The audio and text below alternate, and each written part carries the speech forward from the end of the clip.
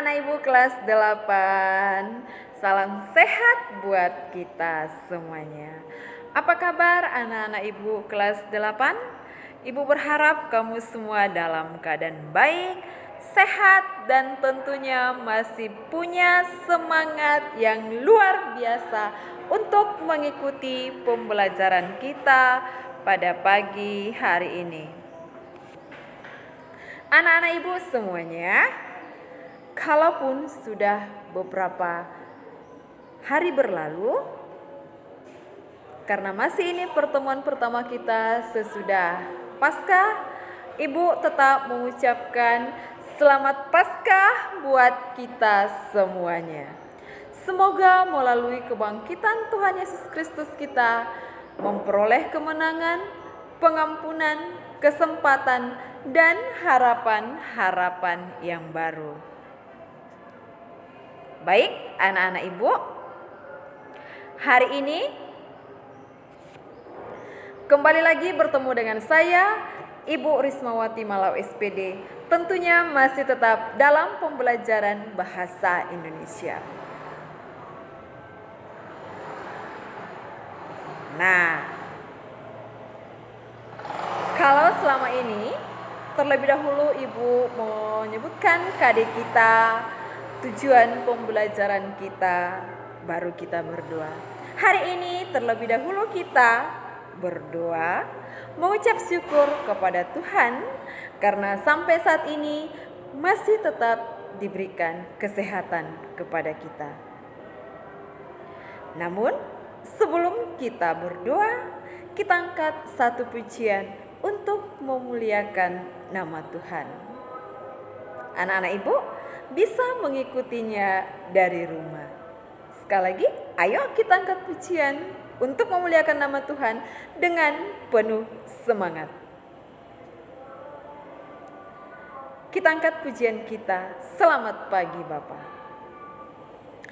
Selamat pagi Bapa, selamat pagi Yesus, selamat pagi Roh Kudus. Terima kasih atas anugerah-Mu. Semalam telah berlalu, ku memuji, ku bersyukur, memuliakan nama-Mu, Allah Bapa, Putra, Roh Kudus. Terima kasih. Kita harus selalu mengucap syukur dan berterima kasih kepada Tuhan kita Yesus Kristus. Baik anak-anak Ibu, sekarang kamu ambil sikap yang tenang, ambil sikap yang hening, ambil sikap yang layak untuk berdoa. Kita tandai diri kita dengan tanda kemenangan Kristus dalam nama Bapa dan Putra dan Roh Kudus. Amin. Segala puji, hormat, kemuliaan kami haturkan kepadamu Bapa yang baik, buat segala penyelenggaraan-Mu atas kehidupan kami. Engkau masih memberikan kami napas kehidupan, Engkau masih memberikan kami keselamatan, dan Engkau masih memberikan kami kesempatan ya Tuhan, untuk ikut ambil bagian dalam pembelajaran hari ini. Hadirlah di tengah-tengah kami, hadirlah di tengah-tengah anak didik kami. Berkati kami ya Bapa, berkati anak didik kami, berikan mereka roh ketekunan, agar mereka semakin hari semakin tekun dan semakin giat untuk mengikuti pembelajaran kami. Berkati Bapak Ibu Guru yang saat ini Tuhan sedang menyampaikan segala materi. Lewat apapun itu ya Bapak, lewat usaha apapun yang dilakukan oleh Bapak Ibu Guru untuk menyapa anak didik, untuk menyampaikan materi kepada anak didik, biarlah Engkau selalu menyertai kami. Kami juga berdoa ya Tuhan buat orang tua kami, orang tua siswa kami, yang saat ini Tuhan sedang bekerja untuk mencari nafkah untuk anak-anak mereka. Apapun yang mereka kerjakan ya Bapa, berkati ya Bapa, berkati tangan-tangan mereka ya Tuhan. Biarlah Bapa segala sesuatu yang mereka butuhkan, Engkau yang mencukupkan. Tuhan, tak henti-hentinya juga kami berdoa buat Bapak, Ibu pengurus yayasan kami, Yayasan Don Bosco KAM. Kiranya Engkau memberkati ya Bapak. Engkau berikan kesehatan, Engkau berikan keselamatan ya Tuhan. Engkau berikan roh kebijaksanaan dan kemampuan ya Tuhan, agar semakin bijaksana dan mampu untuk tetap mempertahankan eksisnya yayasan kami ini. Tuhan Yesus, kami juga tetap menyerahkan seluruh sekolah-sekolah yang ada di bawah naungan Yayasan Don Bosco KAM yang saat ini masih melaksanakan PPDB ya Tuhan. Biarlah Bapa yang membukakan pintu hati orang tua, membuka pintu hati masyarakat, agar mereka tergerak hatinya ya Tuhan untuk menitipkan anak-anak mereka di sekolah-sekolah di bawah yayasan kami ini untuk kami didik. Biarlah Tuhan sekolah-sekolah yang ada di bawah yayasan kami ini tetap bersuka cita. Pada akhirnya nanti Tuhan pada pembelajaran baru semua target terpenuhi. Tuhan, ampuni kami atas segala dosa dan pelanggaran kami, agar kami layak menerima segala berkat-Mu. Sama-sama kita salam Maria. Salam Maria penuh rahmat, Tuhan sertamu. Terpujilah engkau di antara wanita dan terpujilah buah tubuhmu Yesus. Santa Maria Bunda Allah, doakanlah kami yang berdosa ini sekarang dan di waktu kami mati. Santo Yohanes Don Bosco, doakanlah kami. Amin. Dalam nama Bapa dan Putra dan Roh Kudus. Amin. Baik, anak-anak Ibu, kita sudah mengangkat satu pujian untuk memuliakan nama Tuhan. Kita sudah berdoa. Tentunya kita pasti sudah punya semangat yang lebih bergelora lagi untuk mengikuti pembelajaran kita hari ini. Baik. Nah, anak-anak Ibu,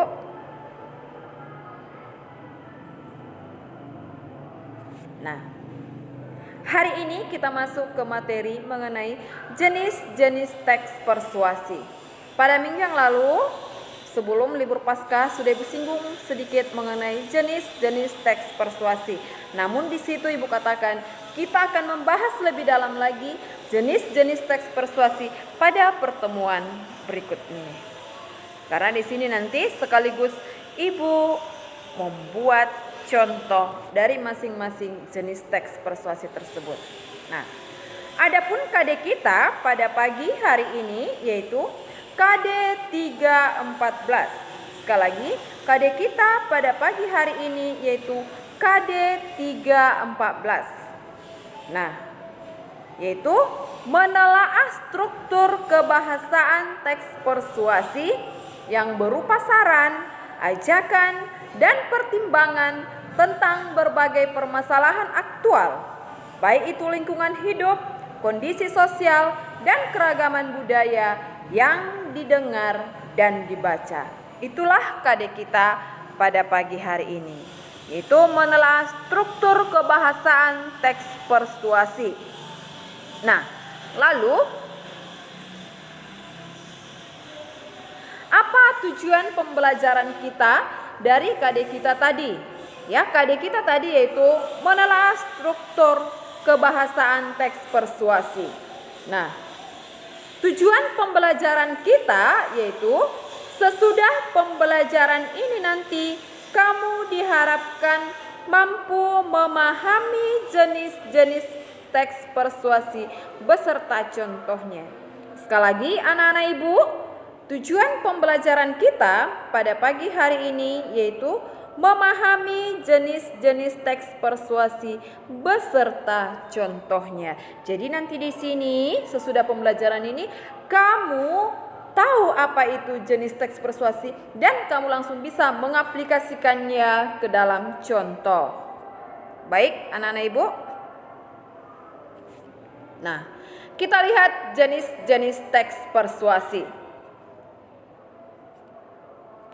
Yang pertama itu ada persuasi politik. Sekali lagi, persuasi politik. Tetapi anak-anak ibu harus mengingat kembali dasarnya kita adalah persuasi.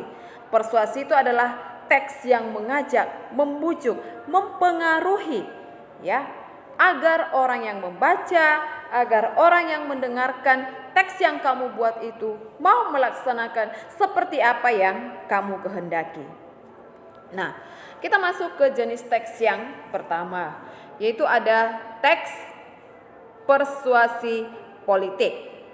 Nah, persuasi politik itu sendiri dipakai dalam bidang politik, ya, namanya persuasi politik. Berarti ini kan berkecimpung di dunia politik, ya kan, seperti itu anak-anak ibu ya. Nah, persuasi politik itu dipakai di bidang politik oleh orang-orang yang berkecimpung dalam politik dan kenegaraan.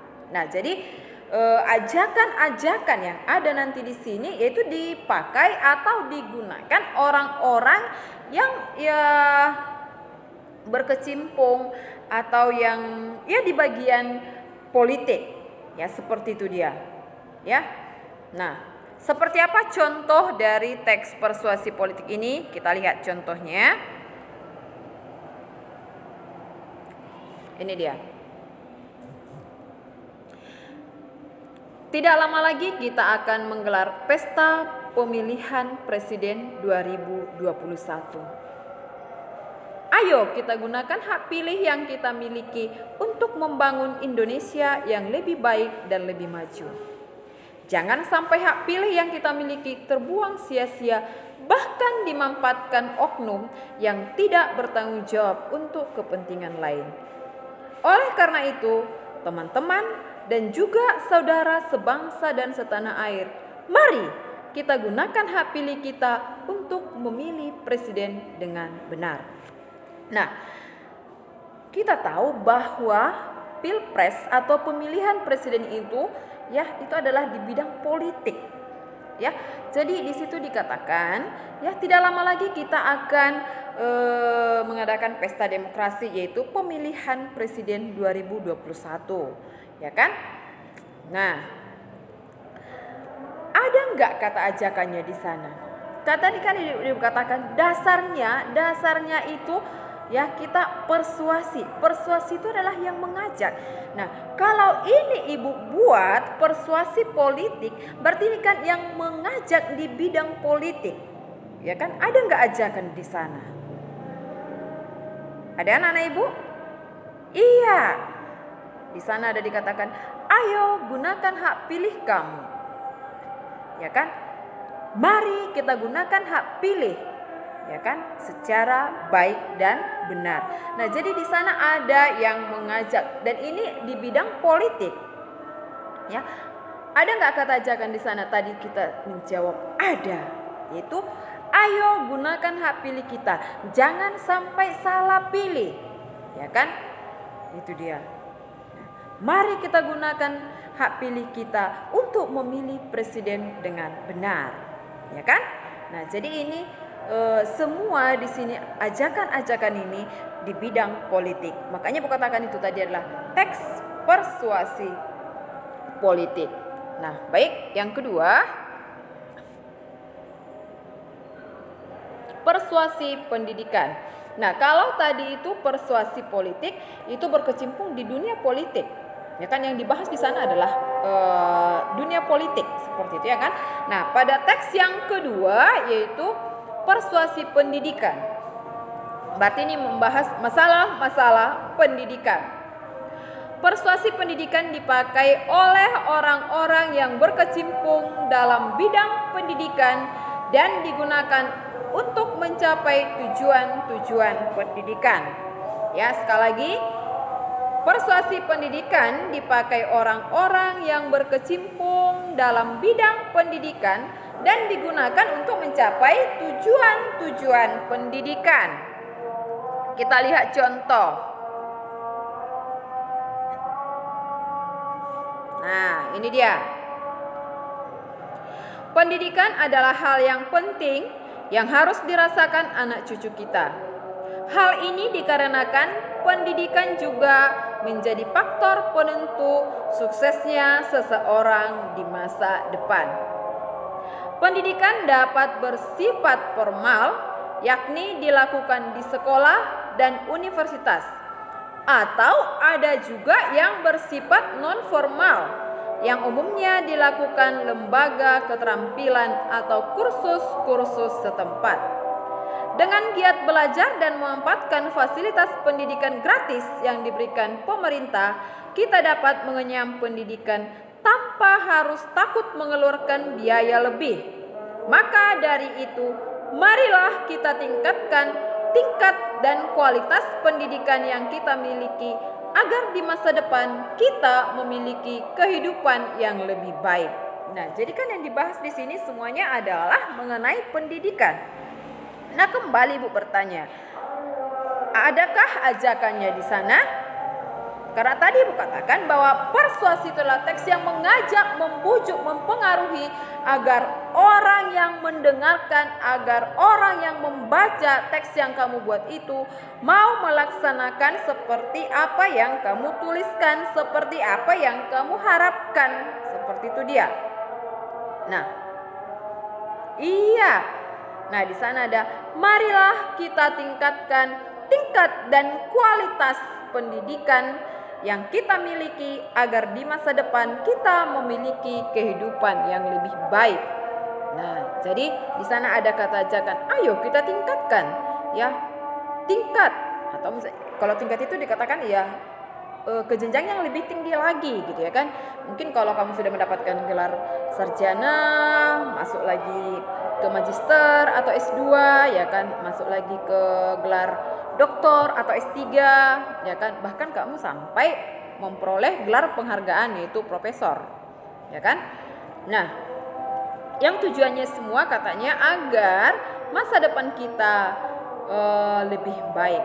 Nah, pendidikan itu tadi Ibu katakan ada itu yang secara formal, yaitu yang kita dapatkan dari sekolah ya kan, atau universitas, dan ada juga yang non formal, yaitu yang kita dapatkan ya di lembaga-lembaga kursus ya kan, di rumah. Jadi anak-anak Ibu, di rumah itu juga kita bisa mendapatkan pendidikan ya, bukan hanya di sekolah.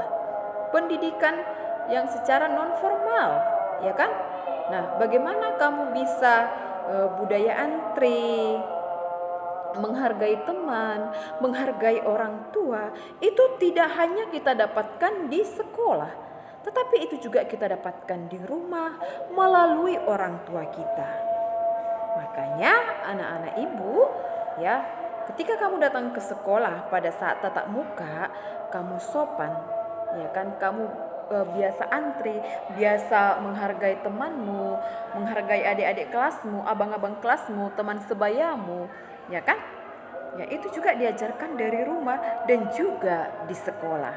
Nah, jadi ada juga itu yang katakan kursus-kursus, misalnya ketika kamu nanti tamat SMA, kamu tidak melanjutkan lagi ke pendidikan yang lebih tinggi atau perkuliahan atau universitas, mungkin kamu kursus menjahit, ya kan? Seperti itu dia ya, atau salon, atau ya ada yang memang itu keahlian-keahlian khusus ya kan. Itu dia anak-anak Ibu. Jadi di sana diajak ya, dalam persuasi pendidikan ini kita diajak untuk lebih meningkatkan tingkat pendidikan dan kualitas ya. Kualitas itu mutu, kuantitas jumlah kan, kualitas kuantitas. Kualitas itu mutu, kuantitas itu jumlah, ya kan? Jadi ayo kita tingkatkan ke tingkat atau jenjang yang lebih tinggi lagi, dan kualitas atau mutu pendidikan, baik itu secara formal dan informal, yang semua tujuannya agar masa depan kita bisa lebih baik daripada yang sekarang. Baik, yang berikutnya, persuasi advertensi. Nah, persuasi advertensi, nah mungkin kamu bingung advertensi itu apa ya Bu? Ya kan, advertensi itu sama dengan iklan sayang. Ya, anak-anak Ibu ya. Persuasi advertensi atau iklan dimanfaatkan terutama dalam dunia usaha untuk memperkenalkan bentuk jasa tertentu.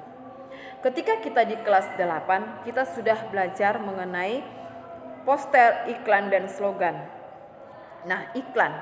Iklan di sana kan sama, membujuk, mengajak agar orang yang membaca, yang melihat, yang mendengar mau menggunakan produk-produk yang kita tawarkan seperti itu.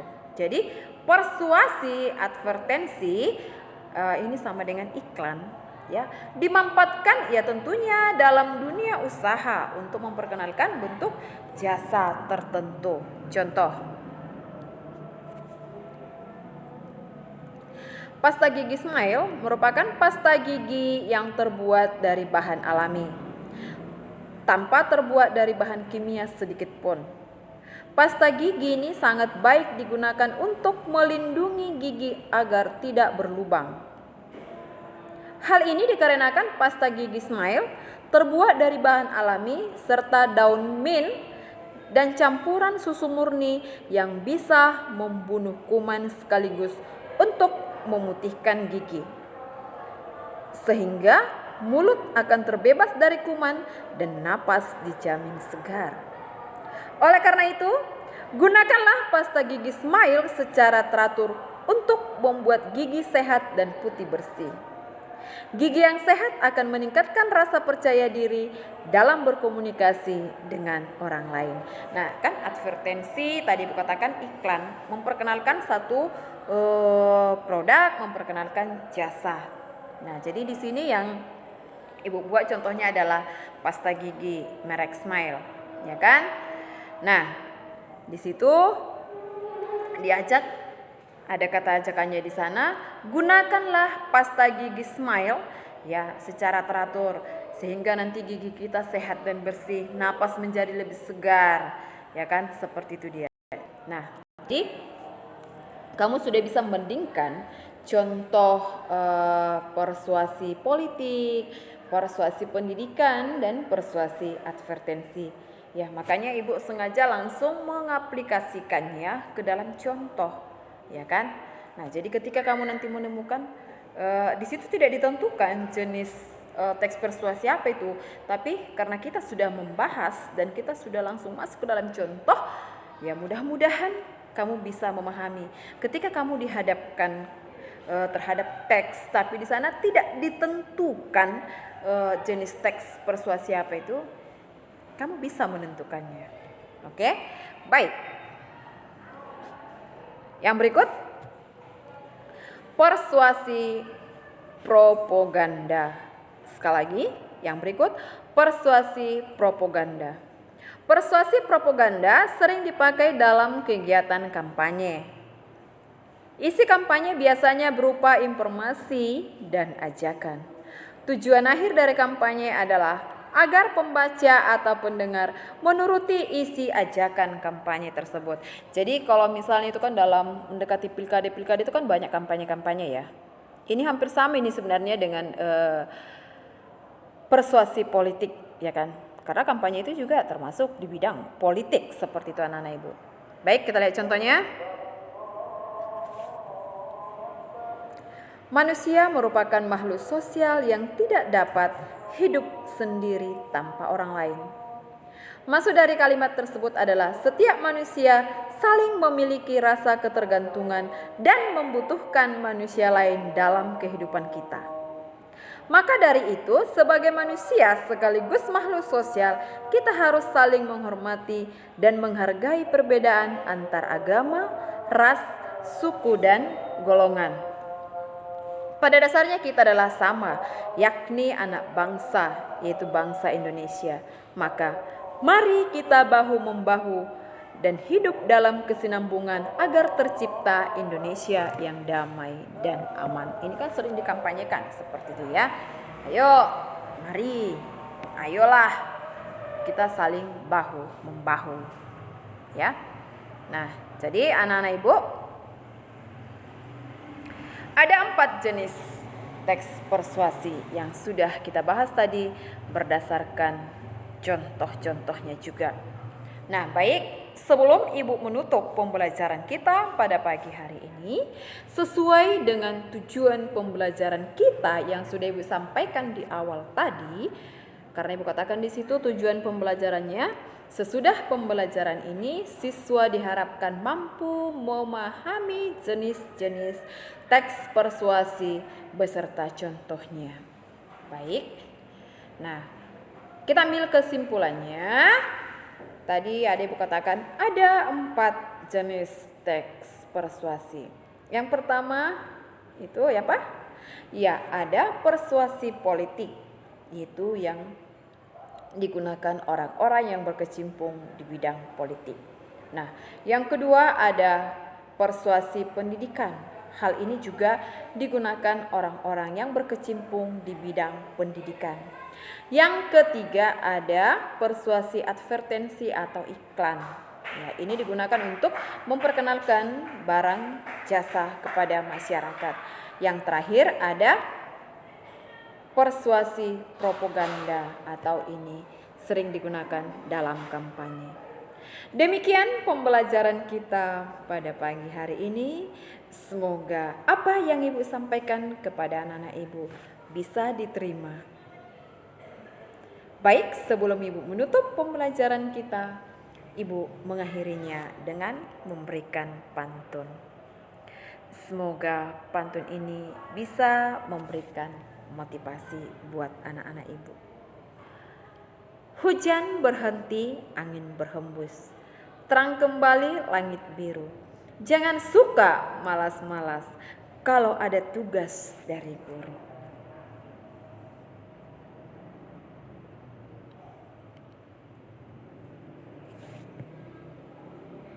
Pisau sembilu banyak gunanya untuk mengiris daging domba. Hati ibu selalu merasa bahagia kalau bisa menyapa Anda. Demikian pembelajaran kita hari ini. Semoga apa yang Ibu jelaskan bermanfaat untuk menambah ilmu anak-anak Ibu. Tetap Ibu mengajak kamu, tetap Ibu menyuarakan, mari beradaptasi dengan kebiasaan baru. Ingat pesan Ibu 3M. Memakai masker dengan benar apabila kita bepergian keluar rumah. Mencuci tangan di bawah air mengalir. Menjaga jarak. Dan yang paling penting, tetap berdoa kepada Tuhan Yang Maha Esa. Semoga kita semua terlindungi dan terbebas dari segala penyakit. Demikian pembelajaran kita. Salam sehat buat kita semuanya.